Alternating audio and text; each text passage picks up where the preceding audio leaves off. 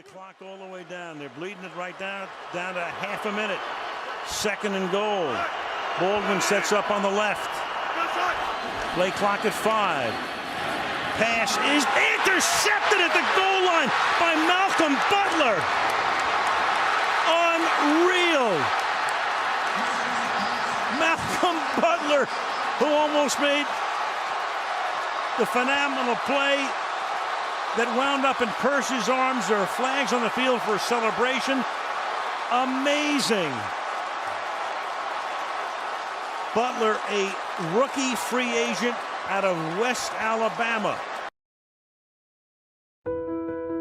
During the highlight, you said the worst call in Super Bowl history. And I didn't stutter.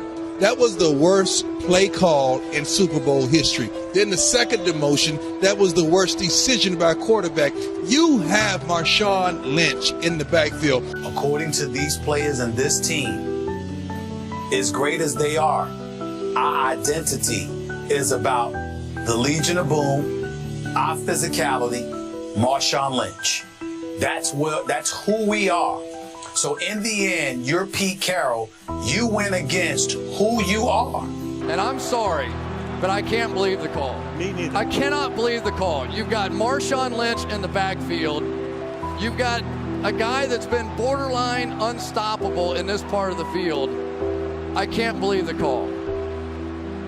There's so many different things we could have done throughout the game, I think, to just solidify but potential win for us, but didn't happen for us today. Tom Brady, I give a lot of credit to him. But he can get pretty arrogant. He can get pretty full of himself. I believe that in the end, he saw an opportunity to take a young quarterback that he chose in the 3rd round and said, watch how great this kid can be. It just was the worst play that could ever happen, you know?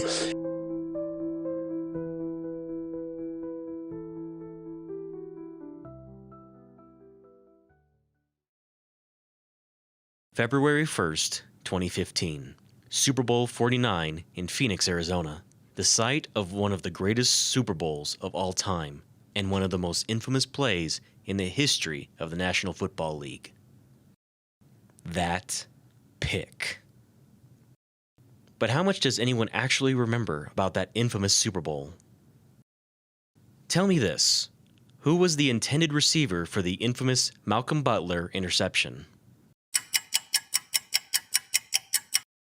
Did you guess famed Seattle wide receiver Tyler Lockett? Surveys, nowhere to go, and back in the end zone. Sorry, that's wrong. It was the lesser-known receiver Ricardo Lockett. No relation. Tyler Lockett wasn't drafted until the 2015 season, after Super Bowl 49. So, maybe, there were some other things you don't remember as well either. Why don't we take a look? The Patriots begin the game testing the waters, but having a very clear game plan in mind. Utilize the running backs. Most plays on their first possession are runs up the middle with eventual 3-time Super Bowl champion LeGarrette Blount, as well as swing passes and screen passes to receiving back Shane Vereen. The reason for this is obvious. The New England Patriots are playing against the vaunted Legion of Boom. Cornerbacks Richard Sherman and Byron Maxwell, and safeties Earl Thomas and Cam Chancellor, each of them hard-hitting and disciplined tacklers who are all a threat to intercept any given pass. Stay away from them and you have a chance to move down the field. This puts extra pressure on the nickel corner Jeremy Lane and the linebacking core of Bobby Wagner, Cliff Averill, and KJ Wright, who now have to run sideline to sideline on each play to chase Shane Vereen and the slot receiver phenomenon Julian Edelman, but also take the constant hits from the wrecking ball that was LeGarrette Blount. The first drive results in a punt, but the second drive brings the Patriots down to the red zone, where the single most important play in Super Bowl 49 actually takes place. Pass rusher Michael Bennett finally applies pressure to Tom Brady, who is forced to throw the ball away into the waiting arms of Jeremy Lane, who breaks free and threatens to be a pick six for the first score of the game. Julian Edelman is able to catch up, going low for the last chance tackle. Jeremy Lane ends up tearing his ACL on the hit and tries to brace himself for the fall with his hand, breaking his wrist. Lane saves his team from giving up 6 points on the play, but the impact of this play ends up dooming the Seahawks.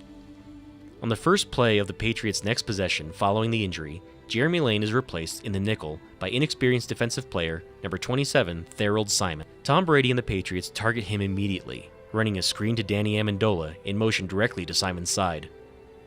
During the drive, the Patriots directly target Simon 5 more times to take advantage of his inexperience. Using this strategy, the Patriots march down to the red zone and target Brandon LaFell covered by Thorold Simon on a quick slant for a touchdown. The Seahawks have the chance to answer with 4 minutes remaining in the half. They go to the play-action pass, targeting Chris Matthews down the sideline for his first catch of his career, down at the 11. From there, Marshawn Lynch is given the ball on each play, scoring on the 3rd attempt from the 3-yard line.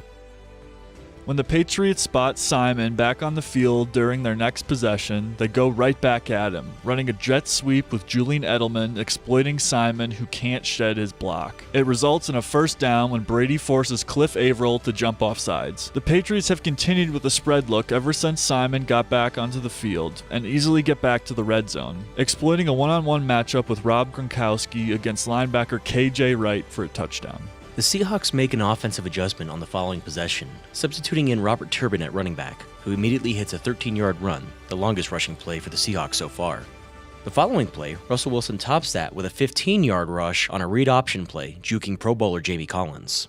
2 plays later, Ricardo Lockett breaks away from a face mask penalty, gaining 23 crucial yards so the Seahawks can get into field goal range, but they choose to stay aggressive and run another play with only 6 seconds to go at the 11-yard line. It pays off, hitting Chris Matthews on a quick throw to the corner for a touchdown to tie the game at 14, just before halftime. The Seattle offense has finally found its spark, targeting Chris Matthews, who has been giving the Patriots defenders fits all day. The Seahawks have the momentum and the ball following the halftime kick. 2 months before being signed by the Seahawks, Chris Matthews was working at a Foot Locker in Canada. But that momentum stalls when the running game fails to punch it into the end zone, as the Patriots obviously made a halftime adjustment to stifle Marshawn Lynch. The Seahawks are forced to kick a field goal for the 17-14 lead. On the first Patriots possession of the second half, the Seahawks try to keep Simon off the field, once again relying on their 3 linebacker formation of Bobby Wagner, KJ Wright, and Bruce Irvin. The Patriots go with 3 wide receivers and a tight end out wide, forcing Simon into the game to cover Brandon LaFell once again. They use the spread offense to target Cam Chancellor, who is unable to keep up with 5-time Pro Bowler and 4-time first-team All-Pro tight end Rob Gronkowski. They delay the comeback by intercepting Tom Brady, as 9-time Pro Bowler Bobby Wagner jumps the route and steals possession away. Cliff Averill is injured on the play with a concussion and never returns to the game, removing the option of the Seahawks' successful 3-linebacker defense. Now on offense, Seattle continues to exploit the Chris Matthews mismatch, hitting him for 9 yards on the first play of the new possession after the interception.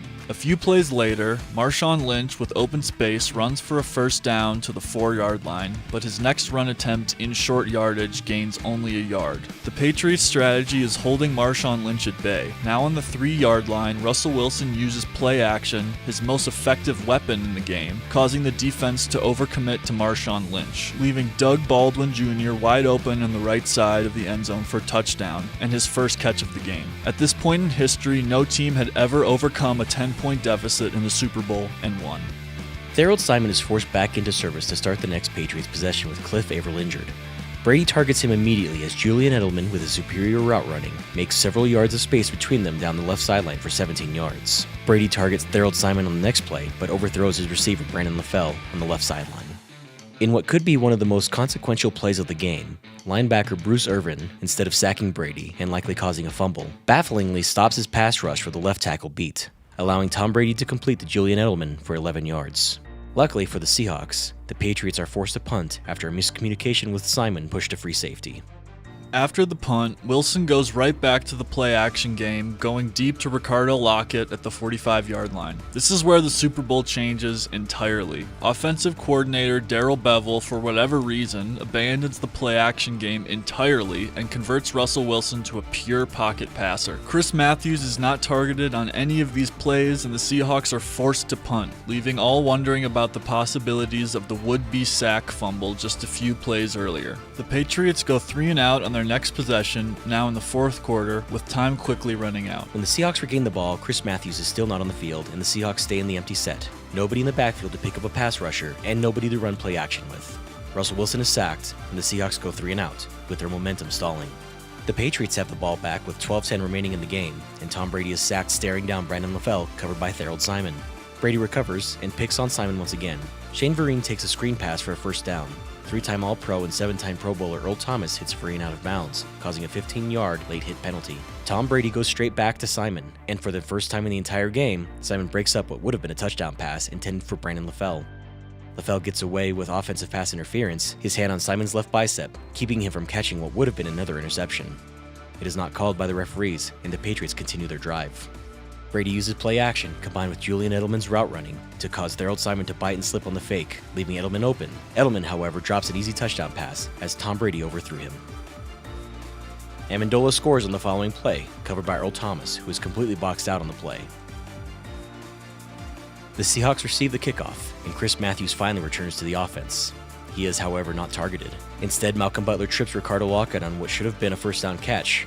Pass interference, yet again, is not called. The Seahawks go 3 and out once again when Marshawn Lynch stops his wheel route, letting the pass intended for him sail out of bounds. Brady gets the ball back with 6:14 left, targeting Shane Vereen covered by Harold Simon, who plays the coverage far too deep. On the next play, Edelman goes in motion, showing Brady that the Seahawks are still in man coverage. Edelman catches the pass for 9 yards, covered yet again by Harold Simon. The Patriots continue to exploit mismatches across the field until the Seahawks finally switch to a zone concept. Brandon LaFell finds a sweet spot in Harold Simon's zone for an easy first down.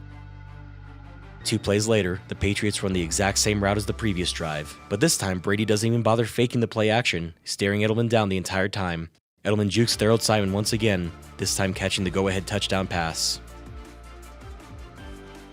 The Seahawks return to the failing empty set and Chris Matthews again not on the field.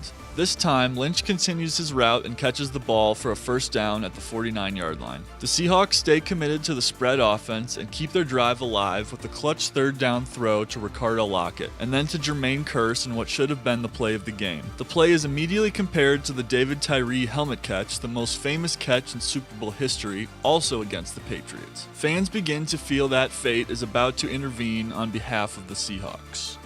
Just over 1 minute left to go in the game. Marshawn Lynch is given a lead blocker, but fails to reach the end zone. Had he gotten into the end zone, the Patriots would have needed a field goal just to tie. Unfortunately for the Seahawks and all of their fans, the worst possible thing happens on the following play. Play clock at 5. Pass is intercepted at the goal line by Malcolm Butler. Unreal. Malcolm Butler, who almost made the phenomenal play that wound up in Kearse's arms. There are flags on the field for a celebration. Amazing. Butler, a rookie free agent out of West Alabama. Browner boxes out Jermaine Kearse, who was intending to box out Butler on the route combination. Ricardo Lockett goes on a quick slant for what would be the game-winning touchdown, but the pass is intercepted by Malcolm Butler, who was tipped off to the play by Brandon Browner. Browner played for the Seahawks the year before, but was suspended for Super Bowl 48, where the Seahawks defeated the Denver Broncos in New Jersey, but still received the championship ring from them. Russell Wilson and Pete Carroll were left largely to blame for the loss. Russell Wilson is now the backup in Pittsburgh, and Pete Carroll intends to return to his alma mater, USC, to be a professor. Marshawn Lynch retired in 2015 but returned in 2017 to play for the Oakland Raiders. He eventually returned to the Seahawks for one more year in 2019 for a playoff run, but were defeated by the Green Bay Packers in the divisional round. Lynch had 12 carries for 26 yards. It was his final football game. Undrafted rookie Malcolm Butler won Super Bowl MVP, went on to play for the Tennessee Titans and Arizona Cardinals practice squad, before returning to the New England Patriots squad and retiring in 2022. Jeremy Lane returned to football after his brutal injury, but retired in 2017.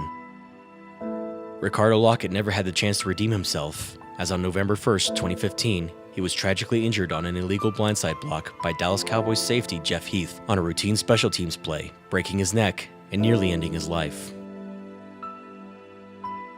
Harold Simon, forced into service after Jeremy Lane's injury, was targeted or intended to be targeted a staggering 17 times over the course of Super Bowl 49, 40% of his total snaps played, massively eclipsing any other defensive player. He made 0 tackles and is credited with a single pass breakup and surrendered 2 touchdowns and allowed a nearly perfect total passer rating for his total 2 playoff appearances of 146.9. The combined career opposing quarterback passer rating against Jeremy Lane was only 59.1. Simon retired after the 2017 season after being cut by the then Washington Redskins practice squad. Malcolm Butler's interception ended up winning the game, but Jeremy Lane's interception and subsequent injury, combined with the abandonment of play action as a strategy, Chris Matthews as a receiver, and Bruce Irvin's hesitation, Cliff Avrill's concussion, along with the multiple missed penalties throughout the game, played a far larger role over the course of the night. But in the end, it's really your call.